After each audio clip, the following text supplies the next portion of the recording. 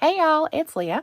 I want to share my latest journal with you, and this is one that I am super proud of, and it is something that is so out of my comfort zone. If you've watched my channel before, you have seen some of my work, and you will realize very quickly that this is not like anything I've ever done before.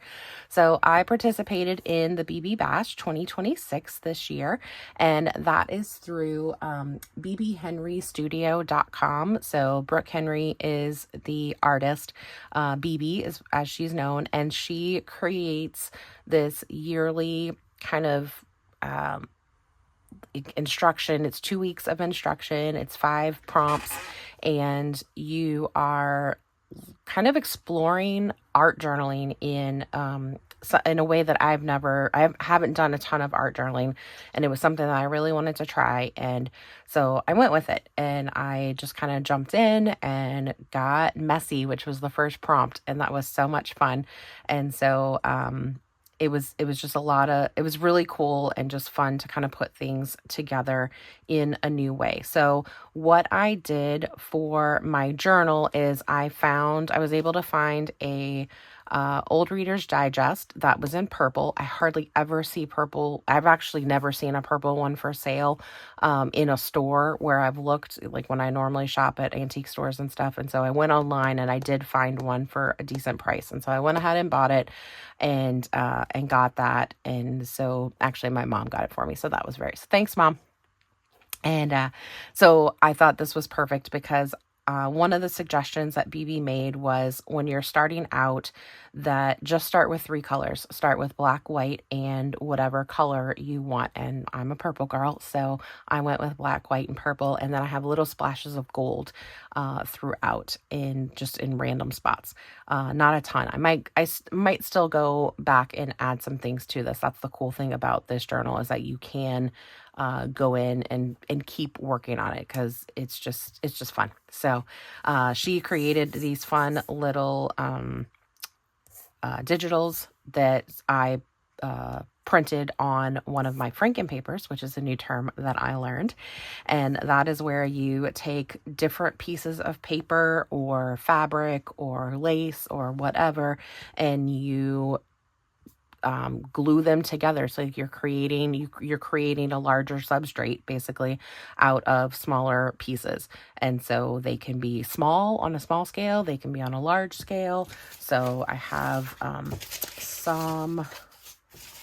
I've torn most of them apart, but I have, like, this was one, so it's just different. This is like an envelope. This is some Amazon wrapping. This is like a form, or like a website. It's like a website tracker. It's from a whatchamacallit, like a calendar kind of thing. I've got another one that's got like ledger paper, and another piece of random paper, and some scrapbook paper. And then you can I like attached it with pieces of man, my words are escaping me today. Attached it with pieces of pattern paper. You can attach it with tape or staples or glue or just all kinds of random things. And then you're kind of working on top of that. So you're using the different prompts with that. So once I had made one of my papers, I ran it through my printer and then printed the labels on that. So I have that one, and then a smaller one, and then I used some of my little leftover strips to kind of frame that out, because this is covering, there was a little nameplate on here for some random person, that whoever owned the book previously, and I wanted to cover that up. So I thought that was perfect to do that. And it's just like you would have in a book, where you'd have like your title on the cover, and then you'd have your title on here as well. So this is one of the pages that I did with some stencils. And so I did use regular purple acrylic paint and some whatchamacallit, oh my God, like a pearlescent. Oh my goodness. Pearlescent purple, and then black and white, and just kind of played around with some stencils.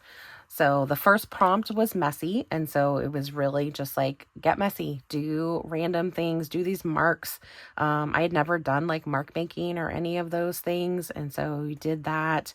And then, and then there's other prompts. There's a scrap prompt. So that came along, and then there was, or that was the third one. The second one was, now I'm gonna lose, I know I'm losing repetition. And so like using things, using materials in like different ways. And then combine was the last one, and then the fourth one was details.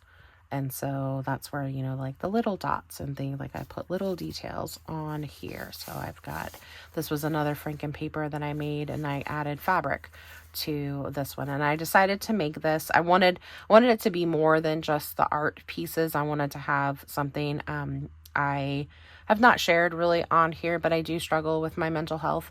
And so I wanted this to kind of be like a positive, this was such a positive experience for me and really brought me out of my comfort zone in a good way. And so I wanted it to like kind of still have that positive experience. And so I just used, you know, all of my little word stickers and things and made these little strips. I had done this, a friend of mine had done this in a live the other day, where you're doing like strip label, like layers of labels. And so I thought that would be fun. So I added some stitching on here, some detail, and then just did that on the back. So did a couple of like snippet roll kinds of things on the scrap day. And so you'll see those throughout. Just did some stenciling. I wanted to keep this page just so I knew what the actual book was and what year it was from. It's an 81 book, so not as old as me, but still vintage, which is crazy that because the 80s were just like not even 20 years ago, right? My Gen X people will totally understand that. So this was another one that I did. This was like the repetition. I wanted to use circles and paint and I forgot what my other thing was, like mark making, I think, or like, oh, the Posca pens. I was playing around. I had just gotten some Posca pens and wanted to play around with that. So that was one of those. And then just added a little doily to that for a little contrast on there. I decided this was one of my Franken papers, decided to turn this into a flip up. And so glued that on the back, and then there's a little surprise there. I did this one with some like handmade paper and then made a little tag in there. It was perfect. I got this in a swap. A group that I'm in did a Mardi Gras swap, and I'm from New Orleans, and so I was like, I'm totally in for that. And so it was basically just swapping anything purple, green, and gold. And so this was one of the things that was sent to me, and I was like, oh, it is perfect. So I was super excited about that. Made that tag. I really like that one. This one I just kind of took, this is not the book page. This is glued onto, is another book page that I just took some black gesso and then did some white heat embossing with some white embossing powder on there with some new stamps that I had just gotten. This is also the first time that I've altered a book. I have a ton of Reader's Digest books that I have been meaning to alter, and I hadn't done one. Actually, I shouldn't say it's the second time.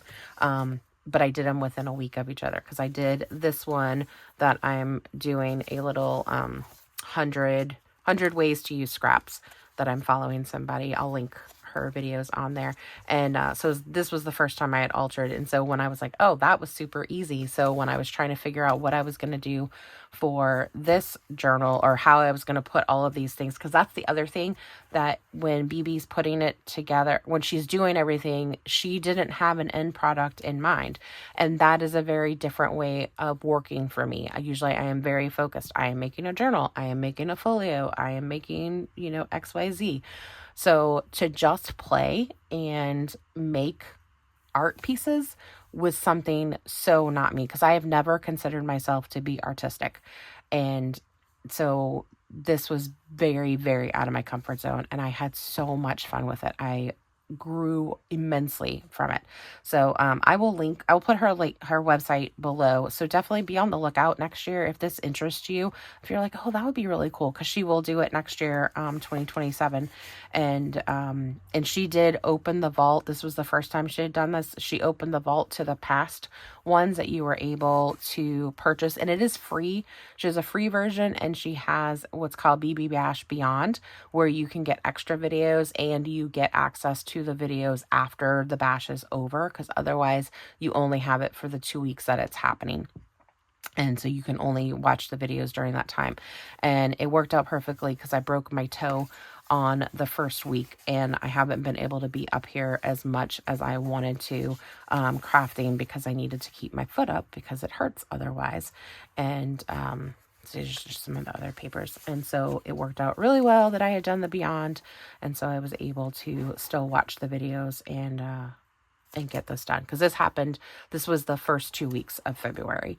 And so I took a little time off in between and just let it sit, because I wasn't really sure. I watched the first 3 videos and had all my papers. I had this pile of like 30 Franken-paper stacks and just random, I did some just like taking a piece of paper and doing stuff on it to have just like all this fodder basically.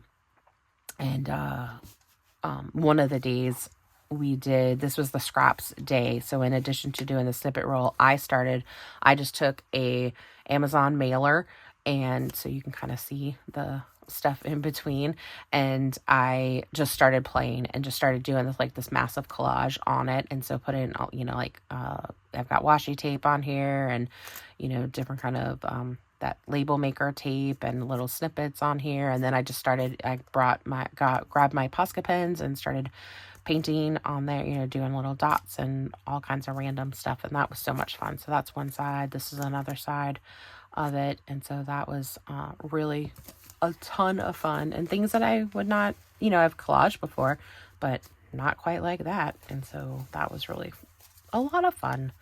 But yeah, so if you haven't done an altered book, I highly recommend. Easiest way is just to figure out what your first page is going to be, and then tear out like anywhere from like 4 to 8 pages. For this one, I only did like 4 pages in between, because it was a much smaller book than the other one I had done. That one I did 6 to 8 pages, most things. And then you leave 2 pages intact, and then repeat, pull out 4 to 8, leave 2, and then keep going. And then when you're done, you glue the first one and the next one together, so you have whatever you ripped out, you're covering up all of that, the torn out parts. So like when you look at it here, you can kind of see that there's pages torn in between there, and then they're glued together. So it was super easy to do. This one, when I glued my pages together, you can do this. I only glued tops and bottoms, and so now I have pockets. So that way I can, because I'm writing directions for these things that I'm making in here, and so now I have pocket pages for those. So that's another option for that. Okay, so get another one of those belly bands, and then just some more of my little Franken papers that I played with. This is like my favorite page that I did. This was some handmade paper that's got all these strings in it, and it was black originally. That's the normal color of it. And then I, put paint over it and just kind of played, and it was part of the Franken paper. I glued it on to there, and then I tore it apart and just made it this page. I didn't want to add anything else to that because I just love that. And then this stuff is really cool. It's an old cross stitch pattern from like the 50s. I think they used to get them. It was like a mail order kind of thing, and they come in these giant sheets. And so I had gotten some at an antique store a while back, and so I was able to tear pieces of that and use that in there. So that was fun. This is a junk mail envelope, and so it's the inside of it, and then I just put some paint over it with one of the stencils, and then I covered this part, was the front that had whatever it was, and just covered that, and then just made that into a little flip there. This is a doily that I used some tempera paint. It's tempera paint sticks, which are very fun. Put that on there and just kind of smudged it a little bit and then made a little tag. So yeah, this is just a big doily that you flip up and then fold the two sides in and glue that down. And so I just have that one. Just goes in there. And then some more. This was some piece of vellum, and then I used texture paste. I colored my texture paste with my purple acrylic paint, and then used some of the white on top of it. Just kind of, I was like, it's one of BB's things is like, what happens if? And so that's kind of the motto I went in, what happens if I do this? And so I had the texture paste, and I was like, what happens if I take paint and smudge it over it? What does it look like? So I just kind of played with that. This was a fun piece that I did. This was on the repetition day. I was doing my dots and you know, it was like Posca pens, circles, and stencils, I think is what I went with for this one. And I just started, you know, kind of filling in dots and doing these dot borders, and so that was really a lot of fun. So that's glued on top of my Franken paper. I've got some Braille paper on there. I love that stuff.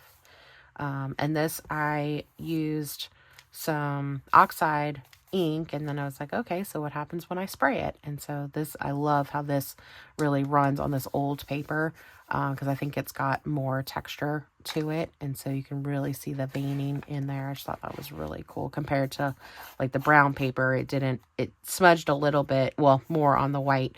It didn't do a ton on the brown paper, but on this it really ran a ton. That was really neat. And some lace on this one. Some more of that pattern paper that I just did as an envelope on there. This one I took just a dictionary page, and again just did the black gesso with the white embossing powder. This is more of that paper, so you can kind of see more of what the pattern that I did. I started with the stenciling, and I just love this stuff, and then just drew around it, and then just did shapes, or just did dots around it. So I was watching a friend, she was talking about how, like, she was doing it with ink, but she had said, she's like, just draw your little outline around it, like you're making a map kind of thing, and then, you know, do your little dots around that. So, and then I just add a little sentiment on there. Belly band. And then my last, I love doing fabric flips. It's one thing that I love to include in my journals. And so on this one, I just took some fabric and I'm like playing with ink and some paper on there. This is another piece of fabric. And then just another, it's like a shorthand notebook. And then I just used a little scallop edge on there. And did my stenciling, and that is it. So I hope you enjoy this, and definitely check out BB Henry. She does a ton of different classes too. She does some longer ones, and she's got some shorter ones that you can get on her site. I feel like they're very reasonably priced, and I learned so much from her, and I highly encourage you to try it next year if that's something that you might be interested in. So thanks for watching. Bye, y'all.